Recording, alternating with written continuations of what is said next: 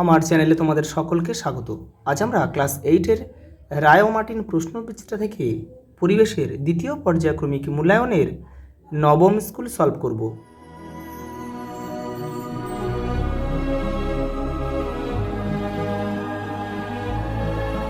দেখো প্রথম প্রশ্ন, সূর্য থেকে পৃথিবীতে তাপ আসে বিকিরণ পদ্ধতিতে।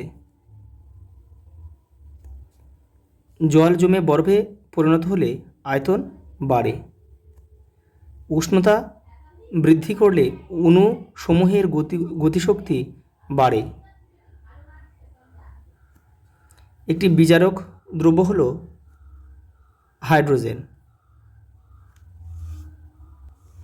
পরে দেখো একটি মৃদু তড়িৎ বিশ্লেষের উদাহরণ হলো, এখানে অপশান ডি অ্যাসিটিক অ্যাসিড বা ভিনিগার, আর বাদবাকি যে তিনটে রয়েছে এগুলো কিন্তু তীব্র তড়িৎ বিশ্লেষ্য। গ্যালভানাইজেশন হলো লোহার উপর জিঙ্কের প্রলেপ, জিঙ্ক বা দস্তার প্রলেপ। বজ্রপাতের সময় যেখানে থাকা নিরাপদ তা হলো পাকা বাড়ি। জলবাহিত একটি রোগ হলো কলেরা। খারিফ ফসল তোলা হয় হচ্ছে অক্টোবর নভেম্বর মাসে। চায়ে উপস্থিত যে উপাদানটি রক্তে কোলেস্টেরলের মাত্রা কমাতে সাহায্য করে সেটি হলো পলিফেনল। দেখো 2 দাগের নির্দেশ অনুসারে নিম্নলিখিত প্রশ্নগুলির উত্তর দাও। চাপ বাড়ালে গলনাঙ্ক বৃদ্ধি পায় এমন একটি কঠিন পদার্থের নাম লেখো। সীসা,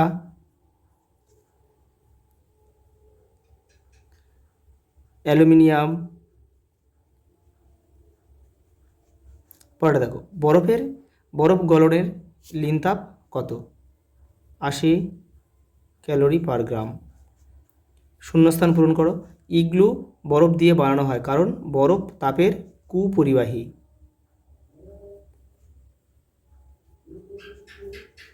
পরেটা দেখো, অক্সিজেন ছাড়া আর কোন মৌল যুক্ত হলে জারণ ঘটে? Chlorine, Cl2।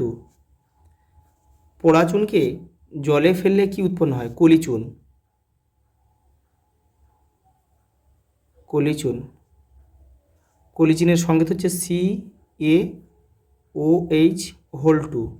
এর রাসায়নিক নাম হচ্ছে ক্যালসিয়াম হাইড্রক্সাইড। এখানে লিখে দিচ্ছি আমি, ক্যালসিয়াম হাইড্রক্সাইড।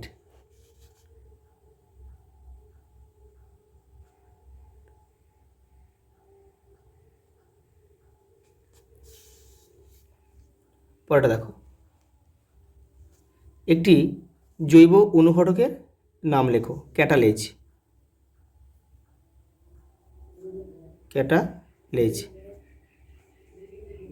পরেটা দেখো, শূন্যস্থান পূরণ করো। স্বাভাবিক অবস্থায় কঠিন অথচ গলিত অবস্থায় তড়িৎ বিশ্লেষ্য এমন পদার্থের উদাহরণ দাও। NaCl মানে সাধারণ খাদ্য লবণ যেটা। সত্য না মিথ্যা লেখো। যে তড়িৎদ্বারে ক্যাটায়ন যুক্ত হয় সেটি হলো ক্যাথোড। এটা সত্য।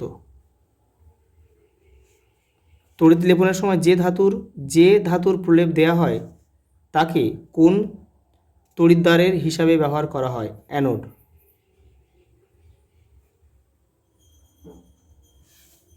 বজ্রপাতের ফলে ভূপৃষ্ঠ ও আকাশ কোন প্রকার তড়িৎ আধানে আহিত হয়? ভূপৃষ্ঠ হয় ধনাত্মক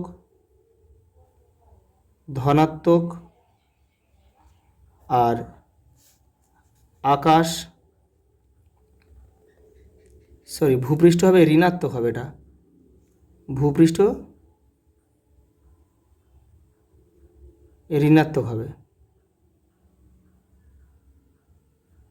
ভূপৃষ্ঠ ঋণাত্মক হবে। আর আকাশ হবে ধনাত্মক।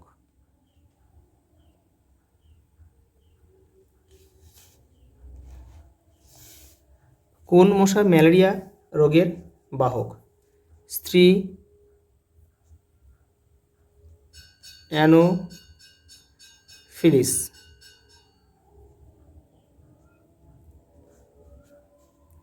কোন রোগ ইংল্যান্ডে ব্ল্যাক ডেথ নামে পরিচিত ছিল? এটা হবে প্লেগ। হিম মিশ্রণ কোন নীতিতে কাজ করে? লিন লিন তাপের নীতির উপর কাজ করে। রাইজোবিয়াম কি?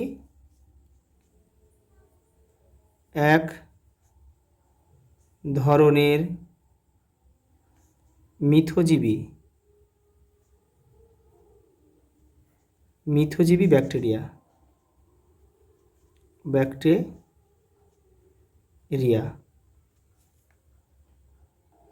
এই রাইজোবিয়াম কিন্তু শিম্বগোত্রীয় উদ্ভিদের মূলের অর্বুদে বাস করে বাতাসের নাইট্রোজেনকে কিন্তু মাটিতে এরা মিশিয়ে দেয়, দিয়ে কিন্তু মাটিকে উর্বর করে। মুরগি পালনের একটি আধুনিক পদ্ধতির নাম লেখো। ডিপ লিটার পদ্ধতি।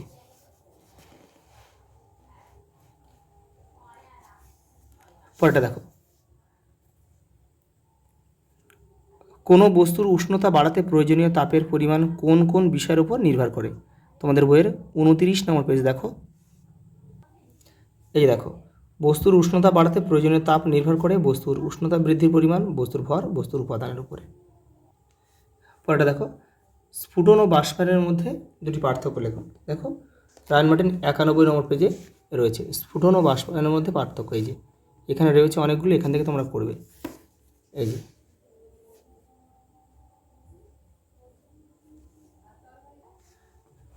পরেরটা দেখো, অনুঘটকের দুটি বৈশিষ্ট্য লেখো। দেখো 88 নম্বর পেজ দেখো। এই যে এখানে 3টে রয়েছে, এখান থেকে তোমরা দুটো করে নেবে।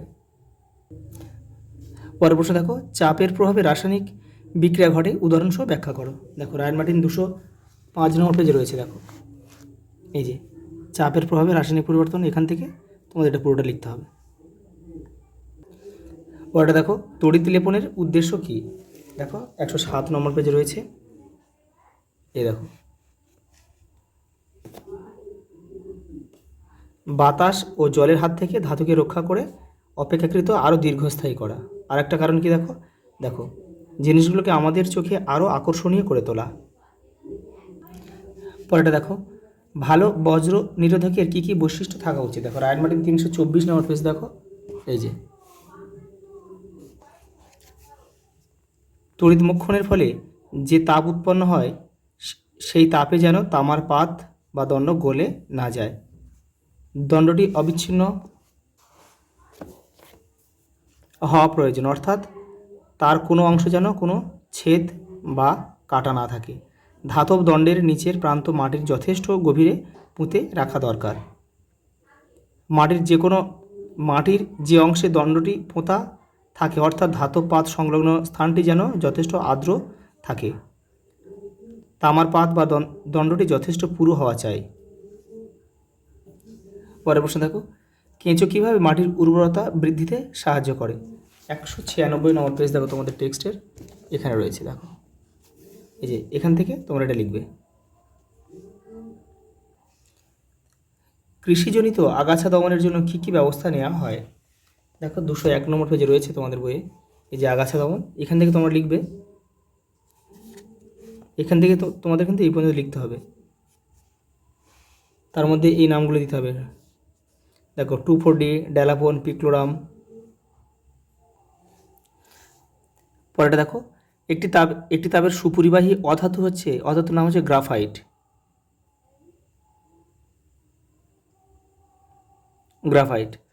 পরিবহন ও পরিচালন পদ্ধতির মধ্যে দুটি পার্থক্য লেখো। এই দেখো রায়ান মার্টিন 92 পেজে রয়েছে পরিবহন ও পরিচালন। এই যে এখান থেকে লিখবে তোমরা। পরেরটা দেখো, বাষ্পায়নের হার কোন কোন বিষয়ের উপর নির্ভর করে? দেখো তোমাদের বইয়ের 36 নম্বর পেজে রয়েছে, এখান থেকে তোমরা করবে। এই যে পরেরটা দেখো, 100 ক্যালোরি তাপ যোগ করে 5 গ্রাম জলের উষ্ণতা কত ডিগ্রি সেলসিয়াস বাড়ানো যাবে? একটা অঙ্ক দিয়েছে, দেখে নাও। এই যে দেখো, তাপ 100 ক্যালোরি, ভর 5 গ্রাম, আপেক্ষিক তাপ কত? জলের 1 ক্যালোরি। এবারে দেখো, তাপ সমান সমান আমরা কি জানি? দেখো, ভর ইন্টু আপেক্ষিক তাপ ইন্টু উষ্ণতা, বৃদ্ধি কতটা বৃদ্ধি পেয়েছে। দেখো এবারে এটা তাপ মানে 100 দেওয়া আছে, ভর কত? 5, আপেক্ষিক তাপে 1, আর এটা বৃদ্ধি করা, এটা আমাদের উষ্ণতা বৃদ্ধি কত করতে হবে সেটা আমাদের বের করতে হবে। দেখো 5-এর সঙ্গে এটা কাটো, 5 20 100, তাহলে 20 ডিগ্রি সেলসিয়াস। তোমরা এটা এভাবেও করতে পারো।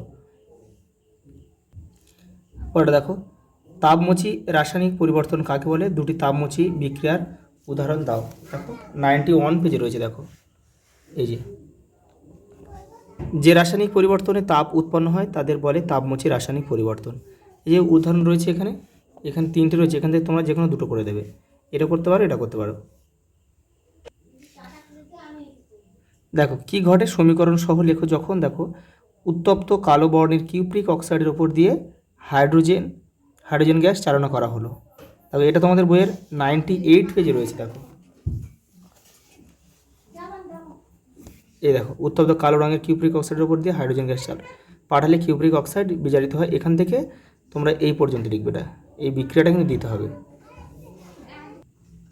দেখো পরেরটা দিয়েছে। দেখো কালো বর্ণের কঠিন ম্যাঙ্গানিজ ডাইঅক্সাইডের সঙ্গে হাইড্রোক্লোরিক অ্যাসিডের লঘু দ্রবণ যোগ করা হলো। দেখো ম্যাঙ্গানিজ ডাইঅক্সাইডের সঙ্গে হাইড্রোক্লোরিকের লঘু দ্রবণ যোগ করলে কিন্তু কোনো বিক্রিয়া হয় না। এখানে কিন্তু গাঢ় দ্রবণ, এটা হচ্ছে, এটা সম্ভবত ভুল আছে, এটা গাঢ় দ্রবণ হবে কিন্তু, দেখে নাও। তবু আমি করে দিয়েছি। এই দেখো ম্যাঙ্গানিজ ডাইঅক্সাইডের সঙ্গে লঘু HCl এর কোনো বিক্রিয়া হয় না। তা গাঢ় HCl যোগ করলে কিন্তু এই বিক্রিয়াটা, আমার এই সমীকরণটা পাই, এই বিক্রিয়াটাই পাই। পরেরটা দেখো, তড়িৎ বিশ্লেষ্য এবং তড়িৎ অবিশ্লেষ্য পদার্থের মধ্যে পার্থক্য লেখো।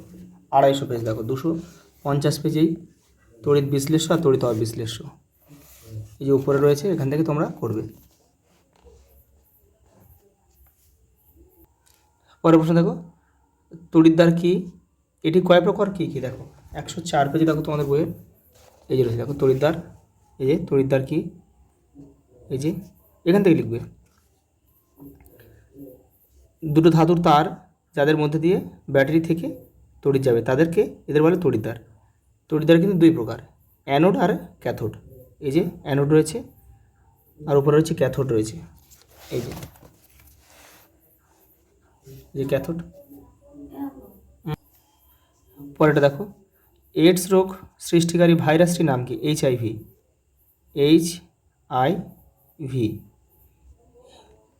Human immuno deficiency virus. এই রোগের লক্ষণগুলি লেখো। 160 পেজে দেখো, এই দেখো, যক্ষা, ডায়রিয়া, জ্বর যন্ত্রণা, গলা ব্যথা থেকে শুরু করে দ্রুত ওজন হ্রাস পেয়ে মানুষের মৃত্যুর দিকে এগিয়ে যায়। কালাজ্বরের অপর নাম কি? দমদম জ্বর। এই রোগের জীবাণুর নামকরণ কিভাবে করা হয় দেখে নাও। এই যে 1901 সালে ব্রিটিশ চিকিৎসক লিসম্যান দমদমে এক রোগীর দেহে এই রোগের জন্য দায়ী জীবাণুটিকে প্রথম লক্ষ্য করেন। এখান থেকে তোমার লিখবে এই পর্যন্ত। ওর সঙ্গে দেখা একটা প্রশ্ন রয়েছে, এই রোগের ওষুধ কে আবিষ্কার করেন? দেখো উপেন্দ্রনাথ, এই যে দেখো উপেন্দ্রনাথ ব্রহ্মচারী 1922 সালে কালাজ্বরের প্রথম ওষুধ আবিষ্কার করেন। দেখো কলম করা বলতে কী বোঝো? জোড় কলম কাকে বলে? দেখো 208 নম্বর পেজে দেখো, এই যে কলম করা, এখান থেকে এটা লিখবে, এটা যে কলম করা, আর এই জোড় কলম হচ্ছে এখান থেকে লিখবে তোমরা, এখান থেকে এই পর্যন্ত।